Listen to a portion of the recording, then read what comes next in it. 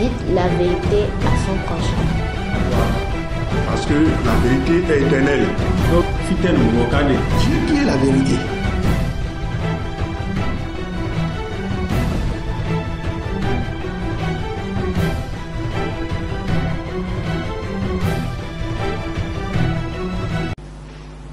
Mais wanando Jésus-Christ mi igbe ma beroto don domi. Bienvenue dans Jésus-Christ. Coupez. Quand vous allez déjà, regardez la caméra. Mais wanando Jésus-Christ mi igbe ma beroto don domi. Bienvenue dans Jésus-Christ. Dans la grâce de Jésus, nous saluons. Nous vivons wele do huwa idindo hugoji.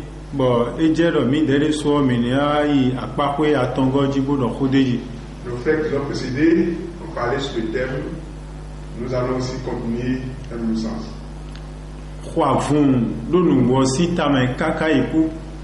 Lutte pour la vérité jusqu'à la mort. Akpakwe reji mi dena kendo akpakwe tongo wendo enino gbeji do nugbo dido me. La première partie concerne de rester fidèle à la vérité. Nano gbeji no nugbo hedo de enino nugbo do kaka do yi male kosigu do eni henwu eni monugbo do merci kaka je gbe wan lokodo. Rester fidèle à la vérité signifie dire continuer la vérité sans éroder. Kana no nugbo me kaka do yo nugbo no ba bono tunwe mondo nugbo die mo idilo nugbo die. Je dois connaître la vérité avant de pouvoir dire continuer la vérité. Lonu mai banugbo bo mo ma si ren kaka so ine do mele timbo adigba go no ren gbangbang soyi banugbo fitenugbo kade. Si je ne connais pas la vérité, je ne peux pas la garder. Si je ne cherche pas la vérité, je ne peux pas la garder. Il y a d'autres qui gardent continuellement le mensonge. Mais toi, cherche la vérité. Bon, nous minai nugbo doto kaka do yo bibo nugbo ton we mina bio bona moi. Si nous devons dire continuer la vérité, nous devons chercher l'esprit de la vérité. Oh, ale no bibo ale ton lo jiton jewe e ma si gba ale sinu bulo ne. L'insensé, si c'est l'esprit de l'insensé qui est sur lui, ne peut pas manquer de faire ce qui est insensé. Nugbo de so ino bibo nugbo ton eyero wemeo nugbo jena do aso si wa ndeze do ndeze nugbo wa. Si l'esprit de vérité habite quelqu'un, il ne peut plus dire la vérité. Hon minaran bio yesinsen mauton e yesinsen nugboton e Jésus Christ e mau nugbono mini bio yesinsen ngbonu eni jinjon mi me gbogbo mi me tun fla kakado yi. Nous devons demander l'Esprit Saint, l'Esprit qui est Dieu, qui est Jésus, de rester en nous continuellement.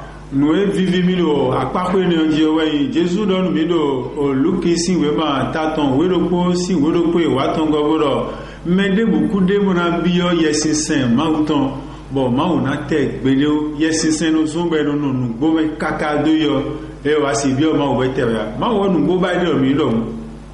Jésus Christ nous a dit dans le Luc que celui qui demande le Saint-Esprit, il lui sera accordé. Et comme c'est le Saint-Esprit qui conduit à dire la vérité, personne ne peut demander le Saint-Esprit et ne peut pas être doté de cet esprit-là. Ézéchiel si we mama ni suodo banton nu kunoko si afoile to kwaton kunoko soyi kwaton kwene maudo nanami aikache bonanami gbigbo che aika emenu gbokere go ogbigbo eno zanu gbokere eno zamenu gbokere nanami eneo minainu gbono ma osi jurobroto ma osi jure bionu gbokawe kakado. Comme Dieu t'a promis dans le livre d'Ézéchiel, qui donnera cet esprit de vérité à tout le monde qui demande. Et l'esprit de vérité, c'est Dieu, et il est continu, il ne déroge pas. Hon ofie mina gbon monai nugbo doto neme yesin so mina bio pombo nai nugbo doto deko fitewe nugbo kane mina no ha nugbo si we ma mina no ha bona no mon kunjego mi bio gbigbo nugbo ton eyan mini bon fine no ba na don go ne me mama na don go asibi ogbon go to han do na dingban wa no kan dagbo na dingban je mi na do po mi nu kon ide me mi ta don go ba dagbo ide me lepo. Celui qui dit la vérité a l'esprit de vérité. C'est celui qui dit le mensonge et ne peut que aimer l'esprit du mensonge. Nous devons chercher à connaître là où se trouve la vérité. Donc hum minino ho o mauton we ma eme ho nu gode e ma no zodo we ma ene on gbere gono bi ogbigbo mede se weton bodo je gba me fie nu gode e ino do todo e. Ne pas rester loin de la vérité, loin de lieu où se trouve la vérité, ne pas rester loin de la parole de Dieu. Bon, nugbo ere ni badona nugbo e ni badona bu mon kunje go gono de ton fie nugbo ka besi wo me biru na tun wo ino le mawo ewe bolo we ke ko nu we ke bele ko bo bolo mi me betole do apajire ton me. Le constat de la vérité que nous devons savoir, c'est que c'est Dieu qui a créé le monde, Dieu qui a créé l'homme, le monde, tout ce qui l'habite et tout ce qui ça contient. Mais kablo nu de eno inu sito huma weito miton. C'est celui qui a créé quelque chose qui est le Père. Donc c'est Dieu qui est le Père. Oh, vieux ma kain toton sigbe no sia. Ai vieux ma go toto sigbe sia. Fie nu bo be sione. L'enfant doit écouter la parole de son Père. C'est là où commence la vérité. To miton to mo ndo adingba no viton e no atun lo ma wo to miton eyan an lo kun lo e wo to je si la dingba mi an ho e to chi lo bije na hodo to chi we we blomi. Le Père ne ment pas à son fils et ce que le Père dit c'est la vérité.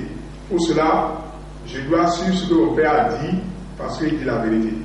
Mais blo no e tun le no san no bon mais blo mo to ton dion eno mo la we mando moto jimoro moto yelo dimblo le no sangonrie bon mais ho moto le binano te kondo a le kana za moto ogbon o me si do no mi ze me blo wa e jina do le no sangon no mi do mi do to mi ni ba dona le wona do moto jiro na sangon ni ba o mo kunjego. Celui qui a créé le véhicule a mis le mot d'emploi sur le véhicule. Donc c'est lui qui connaît comment on va l'employer. Nous devons chercher à savoir comment il faut l'employer. Et nous, les meilleurs blocs, moto, et les sangbons, nous, à sangbons, en nous, moto, singbe, ma oué bleu, mion, mais là, tout notre tom, et que si doit dire, mais au roton, ouais, mais là, c'est, rojo, nous, et j'ai mis un bleu, content, j'ai un gossi.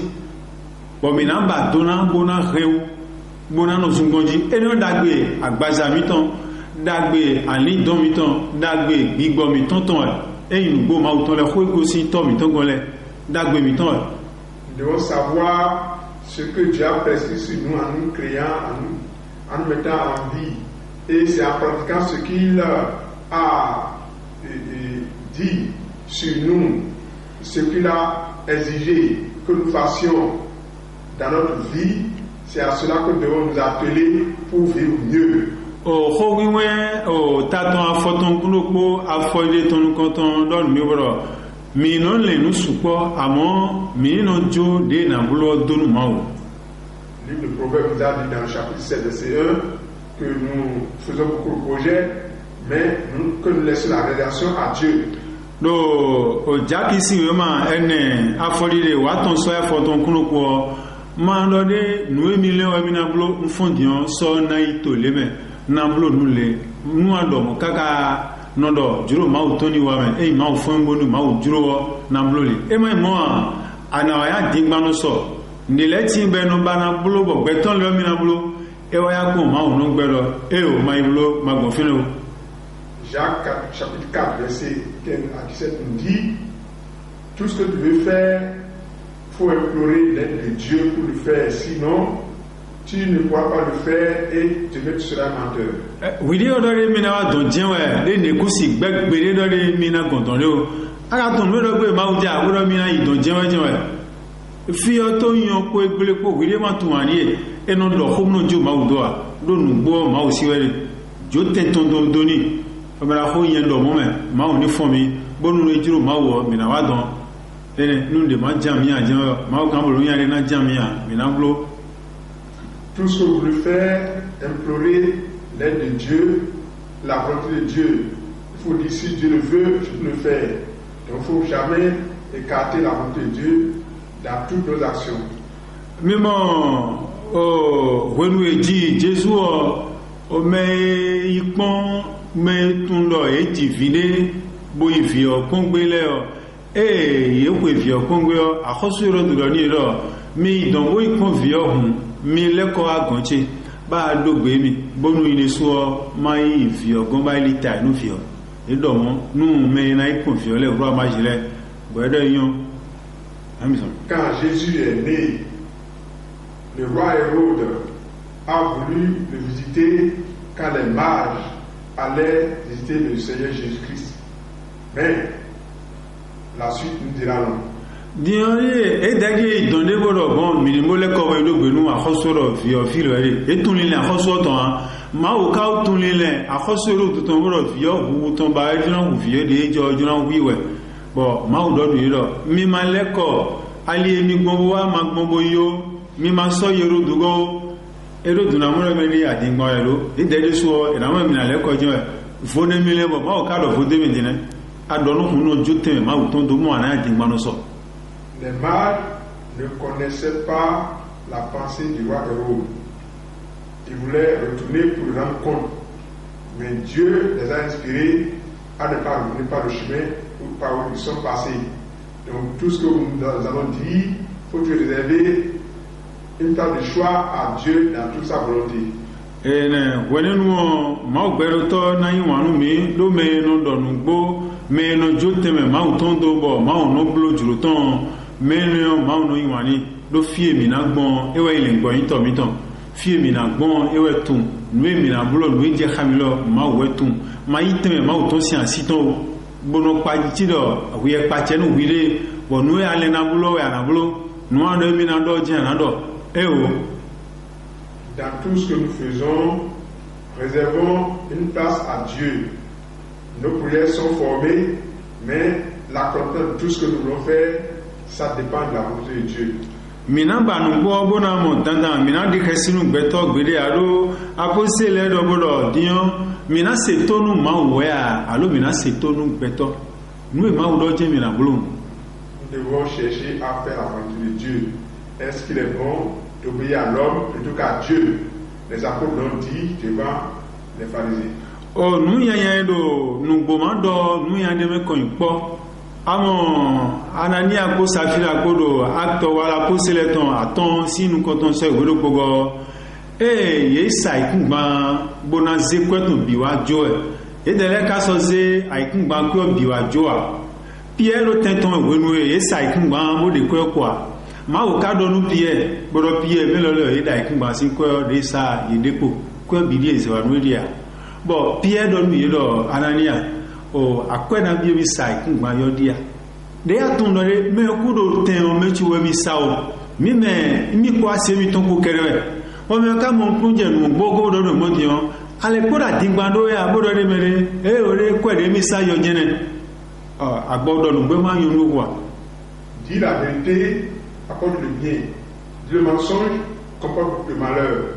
Le cas de Anania et Saphira nous enseigne. Ayant vendu leur parcelle, ils n'ont pas retourné la totalité de la somme devant les apôtres. Pierre n'était pas présent, Dieu l'a informé, mais pouvait-il répondre oui? Ce n'est pas toute la somme, mais il a menti. Eh, doit dingwango mo, mais ro ten me chiwo mi de ko kwa, me ka tun. We sa mo me de o ma don gbonu me me o eje. Ele po han dingbanton o ro ko de mi sai kun ma yo jene. O Pierre do ni lo ado dingban beto ame. Ma wo ada dingbana. E do mo ni o arani aja iboku. Asiton lewa, be do nawe, akwe na mi de mi sai kun ma yo jene.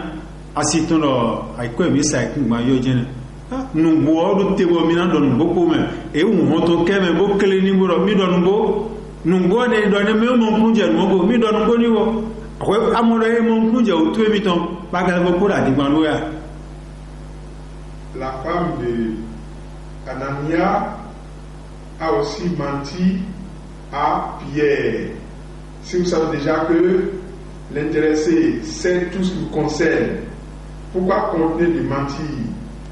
Anania est tombé mort, sa femme aussi également. Donc, à Dingbandi, non, Koume, et nous, Bama, au Kodo Goudo, et nous, ton Koua, nous, et nous, on met nos béons, nous, mais non, ma Kodo, ma Dingbandi, nous, Bodiam. Et j'ai mon donné, j'ai ouï tout con.